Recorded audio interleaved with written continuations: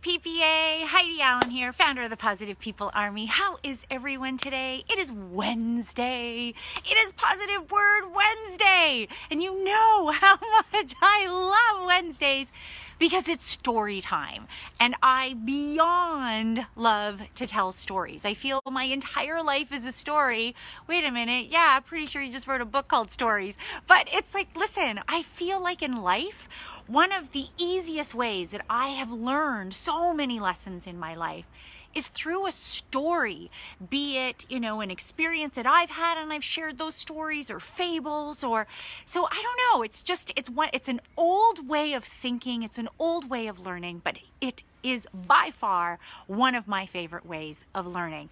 And talking about learning and lessons, today's word for Positive Word Wednesday is out of the box. Now I know it's all hyphenated and everything else, but it's about out of the box thinking. Just lately, there always is. I do these videos on a regular basis with you guys because I have so many incredible conversations with so many of you. Either it's in the news feed or it's privately, and one of the things that has come up time and time again is how in so many cases we are thinking and everything is so black and white. And in life that can happen. But what I'm trying to say is none of us are the same, guys. We are all so incredibly different. And so having this out of the box thinking and training your mind to have it is so incredibly important. So, hey Pina, so lovely of you to join me. So I'm going to tell this very old fable today. I've told this story before in the PPA, but my gosh, it was probably almost a year ago now that I've told it. So I'm going to share it again.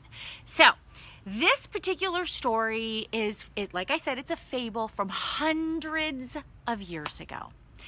And the fable takes place in this little tiny town.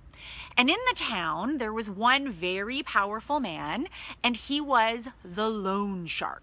He was a loan shark. So all of the people, the townspeople, they didn't have banks that they would go to. They would go and they would borrow money from the loan shark. So this one particular businessman had borrowed a substantial amount of money from the loan shark, and now the loan shark wanted his money back. It was time for it to be paid back. So he paid a visit to the businessman, and he met him in his backyard. Now, here's the thing. The loan shark was an old, crotchety, negative old man.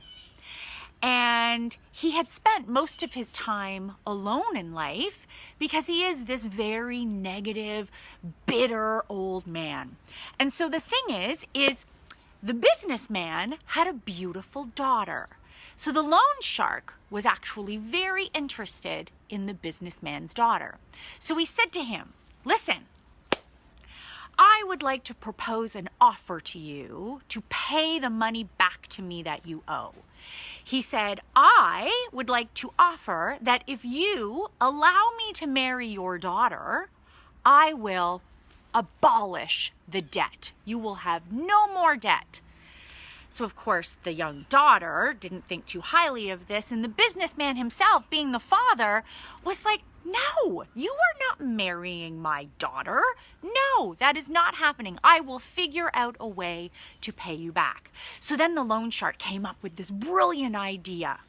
They were standing on this path of pebbles, and he said, how about we do a bit of a bet here? He's like, listen, I'm going to pick up two pebbles. I'm going to pick up one black pebble, and I'm going to pick up one white pebble. And I'm going to put them in this little sack. He said, if your daughter pulls out the black pebble, I will get rid of your debt, and your daughter has to marry me. Should your daughter reach in this little sack and pull out the white pebble, again, your debt will be gone, but I don't have to marry your daughter. Are you willing to take that bet? Are you willing to take this risk? Shall we do this? So the businessman didn't think too highly of this either, but the daughter said, Dad, seriously, We have a 50-50 chance here. And then your debt will be gone. And she loved her father so much that she said, maybe we should try this. So the loan shark bent over to pick up the 2 pebbles. One black, which would mean she would have to marry him, and one white, she would not. And in either case, the debt would be gone. He bends down to pick up the pebbles, and the daughter notices he picked up 2 black pebbles and put them in the sack.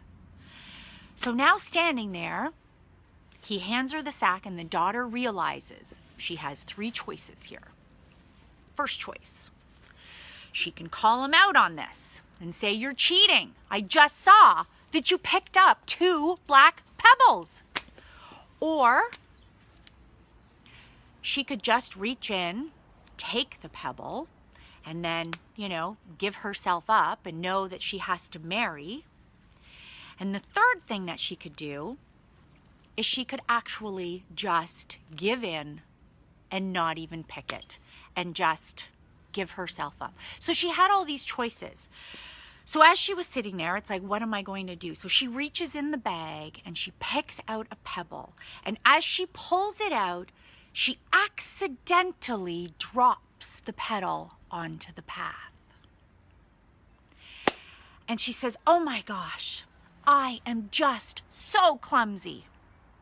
But that's okay, because if we look in the bag and we see what's in the bag, then we'll know what pebble it was that I dropped. And of course, the only pebble that is left in the bag is black, because both of them were, which means that the white one must have dropped. And here's the thing.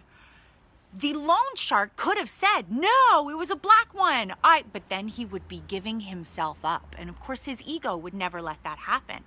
So here's the thing, guys. That daughter, yeah, there are black and white choices in life. There is right and wrong, black and white. It doesn't matter what it is.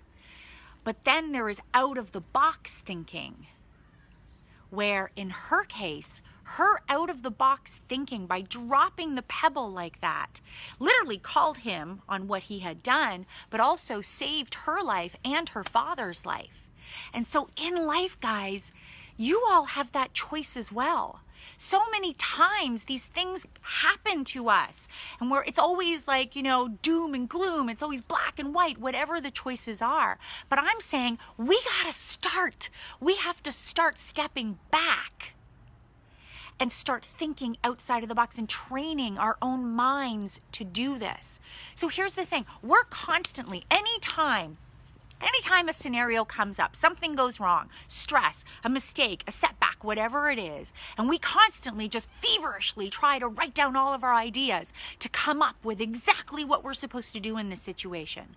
What I'm saying is it's okay sometimes, depending on the situation, to take a breath and not just put so much pressure on yourself to come up with the answer, but to step back and ask for it. Ask for the answer. Ask for help with this answer. Maybe that's tapping into a colleague or a friend or an expert or whatever it is. Having that discussion. Even just asking the question to yourself. Have you ever noticed that when you have something in your mind, a decision you have to come up with, and you ask yourself that question and you go to bed at night, and then the next day, out of nowhere, you're like, I never thought of that. Because we are equipped also with our own answers. But sometimes in the moment, with that much pressure, we can't get it out. But see, that's what's so fascinating about our brains. When we go to sleep at night and we turn ourselves off, our brain continues working.